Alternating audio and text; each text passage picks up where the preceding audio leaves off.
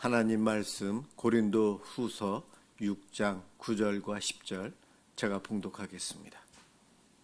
무명한 자 같으나 유명한 자요, 죽은 자 같으나 보라, 우리가 살아있고 징계를 받는 자 같으나 죽임을 당하지 아니하고, 근심하는 자 같으나 항상 기뻐하고, 가난한 자 같으나 많은 사람을 부요하게 하고, 아무것도 없는 자 같으나 모든 것을 가진 자로다.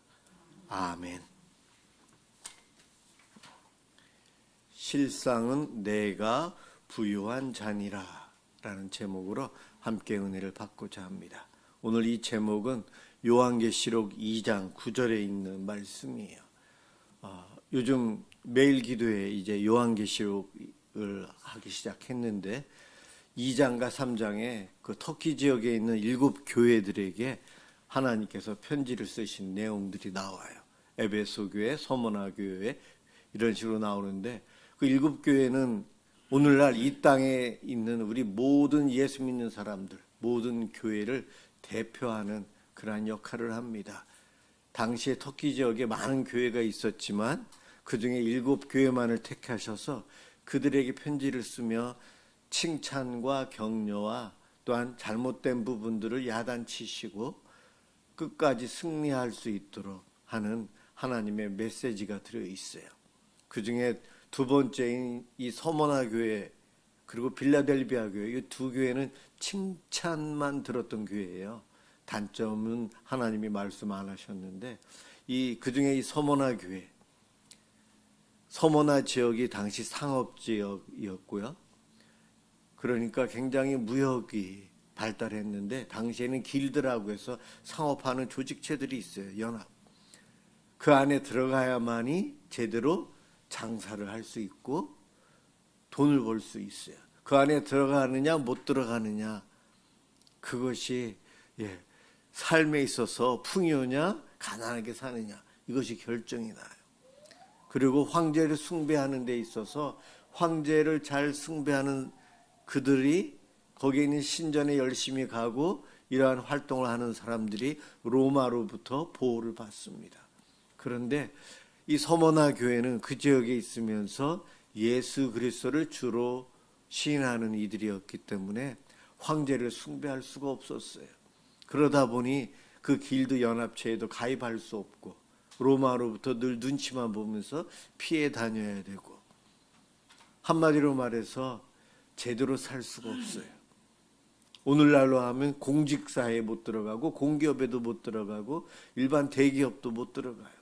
혼자 장사를 하려고 해도 연합할 수가 없기 때문에 물건을 비싸게 어딘가에서 사와야 되고, 그것을 다시 팔려면은 참 어려워요. 먹고 살기에도 힘든 그러한 예수 믿는 사람들의 삶이 서머나 교회 성도들의 대부분의 삶이에요.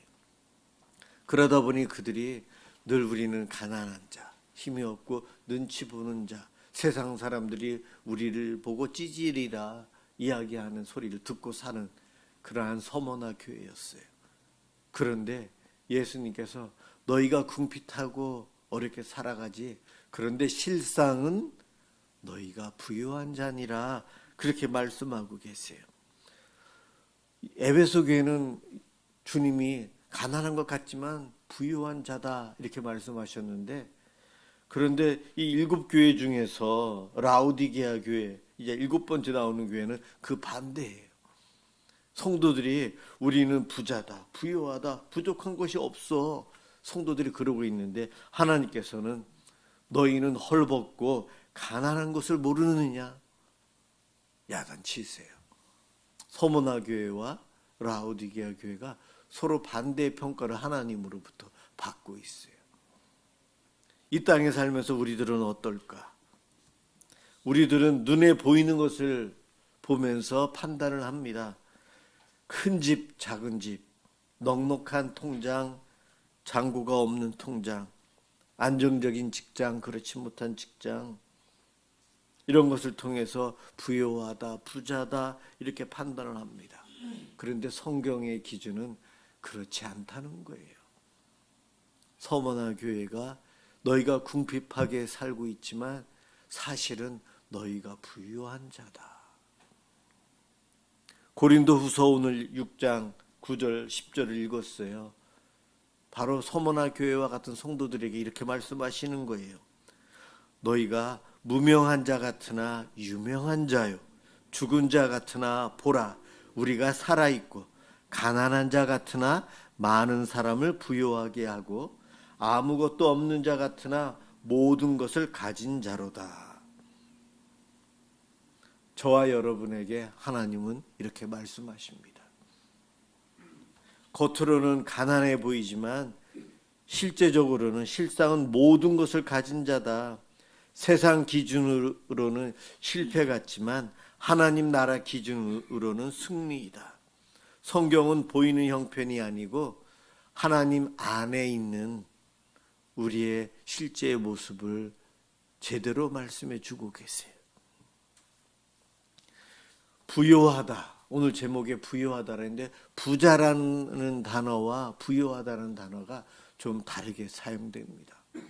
성경에는 부자라는 말도 나오고 부요하다라는 말도 나와요. 부자와 거지 나사로 이야기도 나옵니다. 부요하다가 무엇일까요?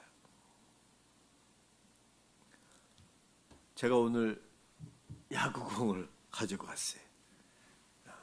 이 야구공 작지만 이 야구공하고 거의 비슷하게 생긴 것이 우리 지구예요. 우리가 살고 있는 지구. 부자다 할 때에 눈에 보이는 것을 통해서 많이 소유하고 있는 것을 이 정도 개념이라고 하면 부유하다는 것은 이 지구예요. 우리가 접할 수 있는 것 중에 가장 큰 이 야구공과 비교할 수 있는 것이 지구라고 생각합니다. 야구공을 가질 것인가 지구를 가질 것인가 비교가 안 돼요. 지구 안에서 야구공이 갖고 있을 수는 있지만 우주선을 타고 우주인이 야구공을 갖고 나가서 던져버릴 수도 있어요. 우리가 눈에 보이는 가치, 소유, 물질, 부자가 되는 것은 이 야구공 정도이지만 성경에서 말하는 부유하다는 단어는 이것과 비교할 수 없는 차원의 것. 지구와 같은 것. 예, 그렇습니다. 다음 주에도 한 번 더 보여줄 텐데 여러분, 야구공을 보면 딱 떠오르는 것이 부유하다는 단어가 떠오르면 여러분들은 천재가 됩니다. 천재예요. 그런데 야구공 보면서 무슨 설교 들었지? 생각이 안 나면 그냥 평범한 사람이에요. 제가 설교 때 시각 자료를 잘 사용하지 않는 이유가 제가 볼 때 우리 모두는 다 평범한 사람들이기 때문에 시각 자료 때문에 성경 본문은 생각이 안 나고 그것만 생각이 나거든요. 그래서 제가 잘 사용 안 합니다. 다음 주는 아마 야구공 보면은 부유하다는 거 생각나셔야 되는데 생각 안 나신다 하면 뭐 스스로 자괴감 느끼지 마시고 나는 평범하다. 예, 소수의 천재적인 사람은 야구공을 보면서 부유함 그 생각하실 거예요. 제가 이번 주와 다음 주까지 부유함에 대해서 두 번의 설교를 하면서 여러분들을 천재로 만들려고 합니다. 나중에 언제가 야구공을 보여드릴 때 여러분들 부유함 딱 생각하셨으면 좋겠어요. 우리는 눈에 보이는 것, 소유하는 것만을 가지고 살려고 하는데 부유함은 그 이상의 것이에요. 왜 우리에게 부유함을 하나님이 주셨는가? 그 목적은요, 하나님 나라와 의를 위해서 먼저 수고하도록 하기 위해서예요. 그렇게 수고하고 먼저 하나님 나라와 의를 챙기며 살아가는 성도들에게 이 모든 것을 더하여 주시는 은혜가 바로 부요함이에요. 이 부요함은 여러 가지가 있을 수 있어요. 각 사람마다 느끼는 것이 서로 다를 수 있어요. 서머나 교회는 정말 궁핍하게 살았지만 예수를 믿는 것 때문에 그들의 영과 마음과 정신은 부요함 속에서 살아가고 있어요. 그래서 핍박을 받아도 당당히 저는 예수 믿어요.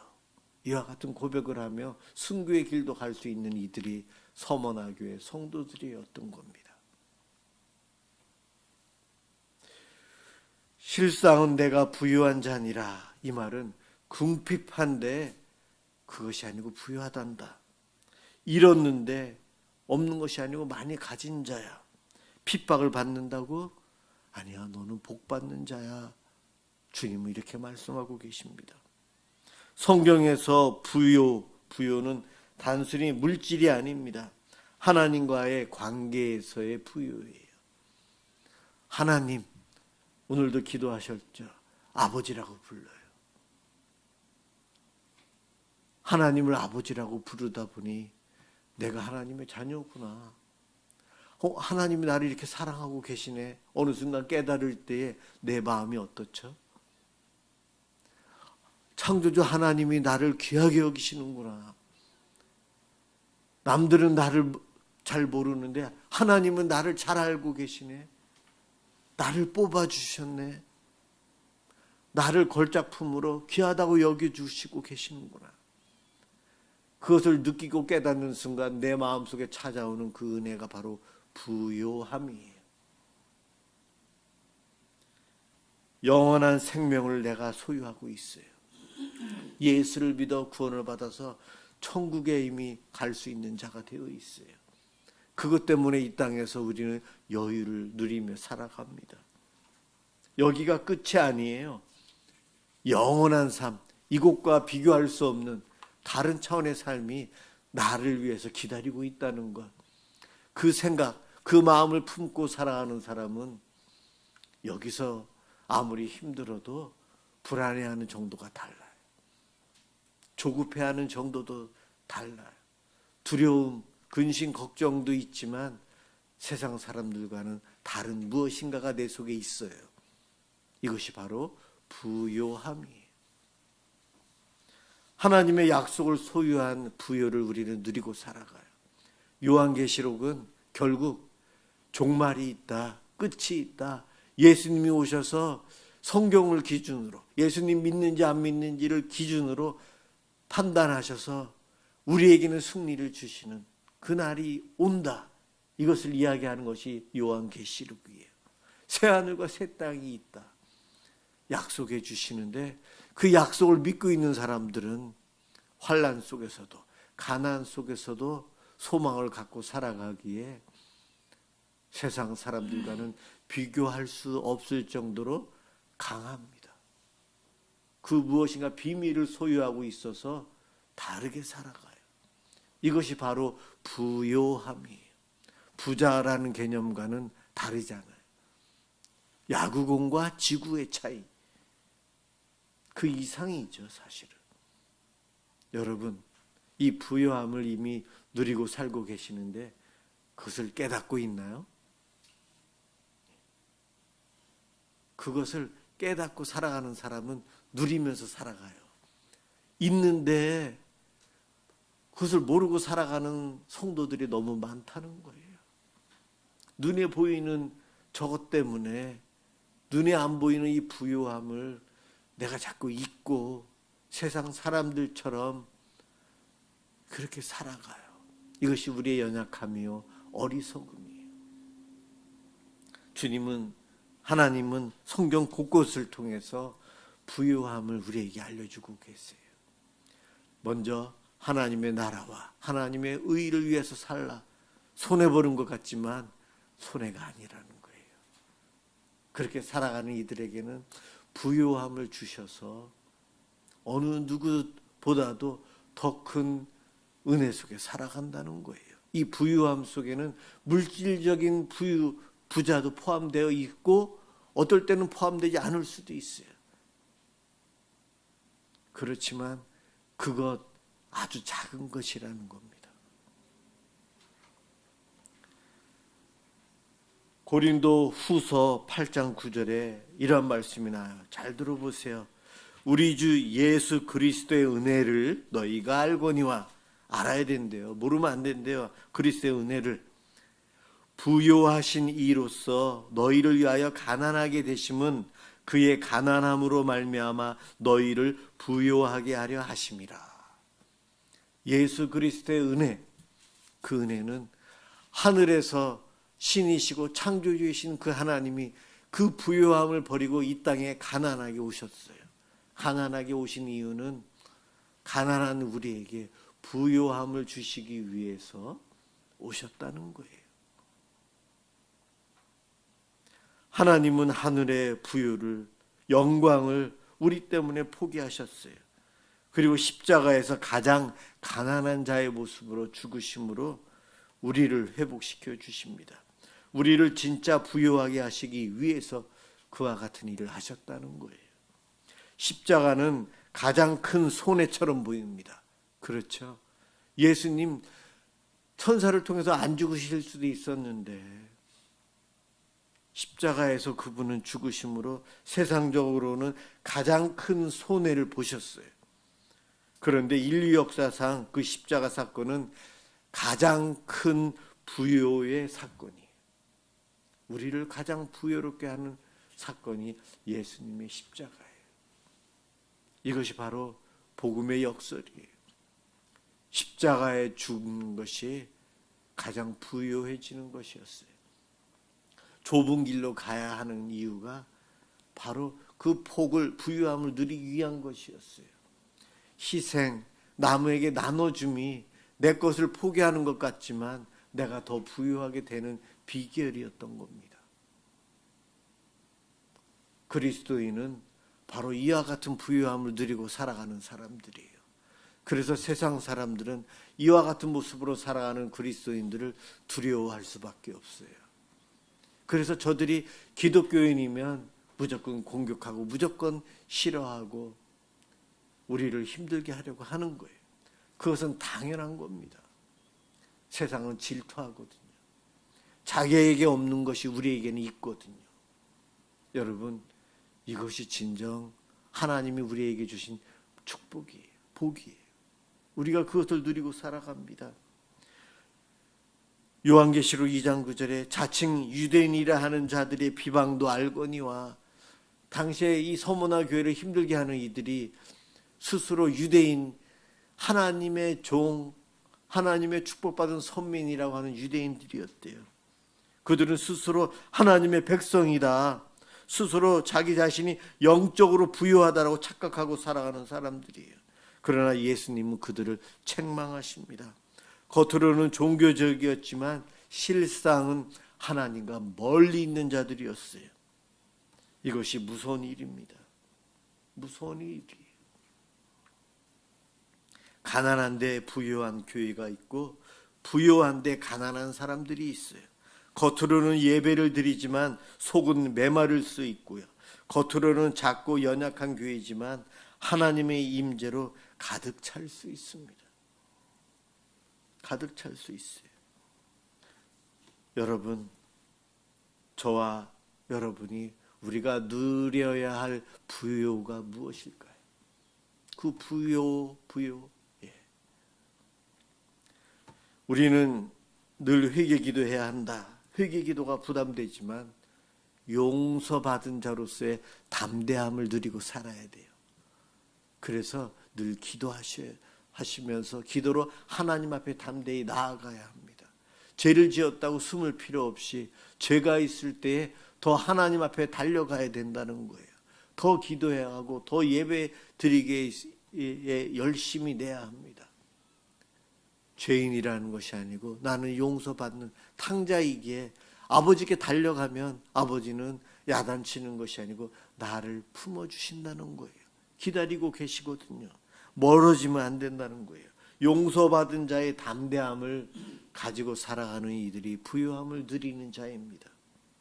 하나님의 자녀라는 신분, 이것은 우리에게 여러 가지 풍요로움을 허락합니다.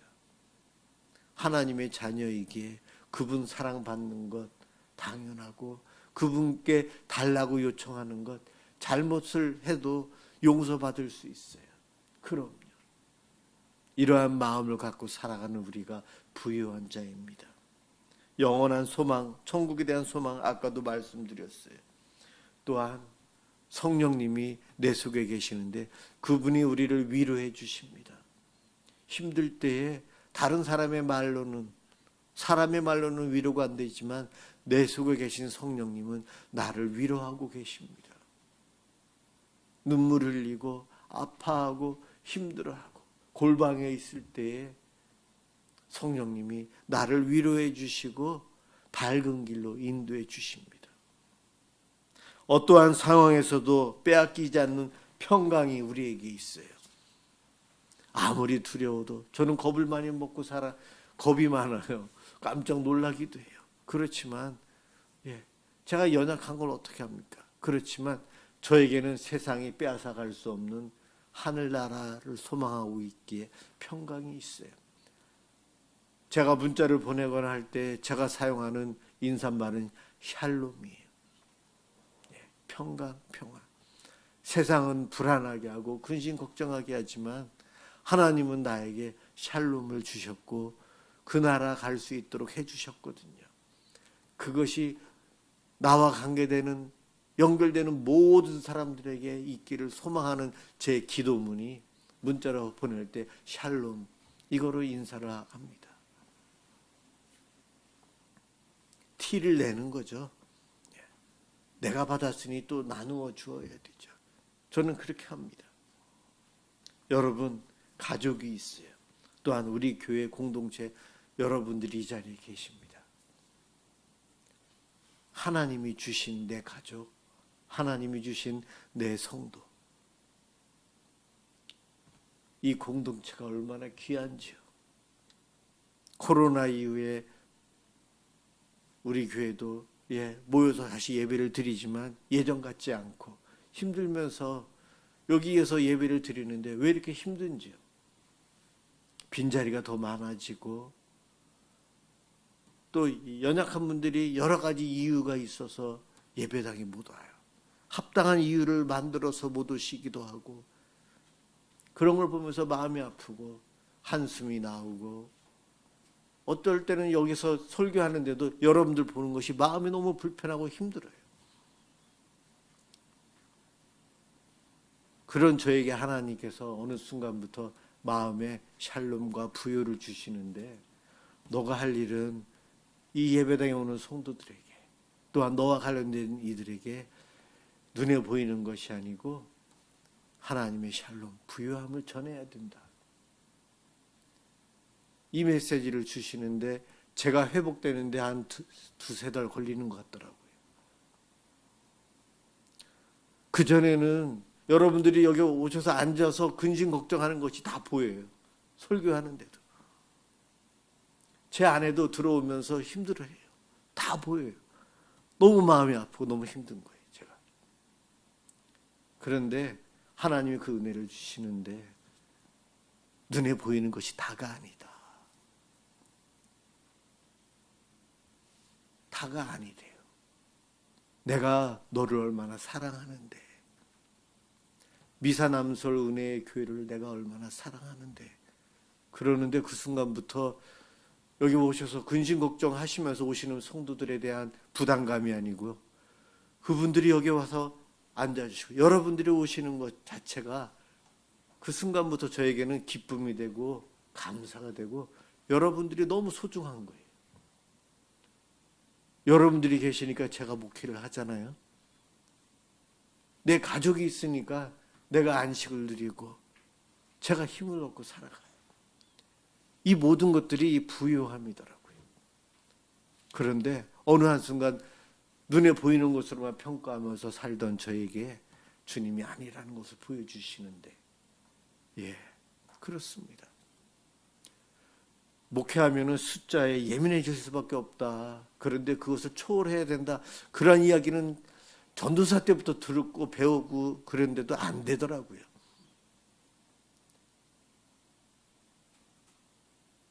그런데 부요함이라는 그 단어 속에 그 말 속에 주님 주시는 깨달음 속에 그 모든 것들이 다르게 보이더라고요. 여러분의 삶 속에 숫자로 보고 눈에 보이는 것으로 인정받고 인정해주고 평가하고 평가받으며 살아가는 오늘날 이 세상 속에서 그냥 상처받으며 사시겠습니까? 우리 하나님은 서머나 교회에게 너희가 궁핍하지 그래 찌질이처럼 살아가는 것 같지 가난하고 힘없이 살아가는 것 같지? 그런데 실상은 너희가 부요한 자다. 주님이 그러십니다. 우리 미사남솔은혜 교회가 저와 여러분이 부요한 자래요. 여러분, 이것을 누리셔야 돼요. 주님의 은혜, 예수 그리스도의 은혜를 알지니. 예수님은 부요한 자였는데 부요함을 버리고 가난하게 오신 이유가 우리를 부요하게 하기 위해서 오셨어요. 2000년 전에 오셔서 이미 부요하게 해주셨는데 왜 2000년이 지난 지금 우리는 나는 가난합니다. 나는 작습니다. 나는 못합니다. 나는 왜 이렇죠? 우리 집은 왜 이렇고 우리 교회는 이렇고 왜 이 모양입니까?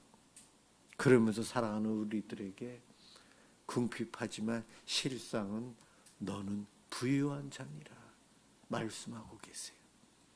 이 말씀을 믿고 이 땅에서 부유한 자로서 살며 남을 부유하게 하는 일을 하며 살아가는 저와 여러분들 되시길 주님의 이름으로 축원합니다. 기도하겠습니다.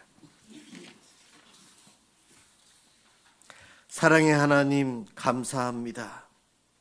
세상의 기준으로 우리 자신을 판단하던 죄를 용서하여 주옵소서. 환난과 궁핍 속에서도 우리를 부유하다 선언하시는 주님의 음성을 믿게 하옵소서. 눈에 보이는 것보다 영원한 약속을 붙들게 하옵소서. 어떤 형편에서도 감사와 담대함을 잃지 않도록 도와주옵소서. 우리 교회가 참된 영적 부여를 누리는 공동체가 되게 하여 주시옵소서. 예수 그리스도의 이름으로 간절히 기도드립니다. 아멘.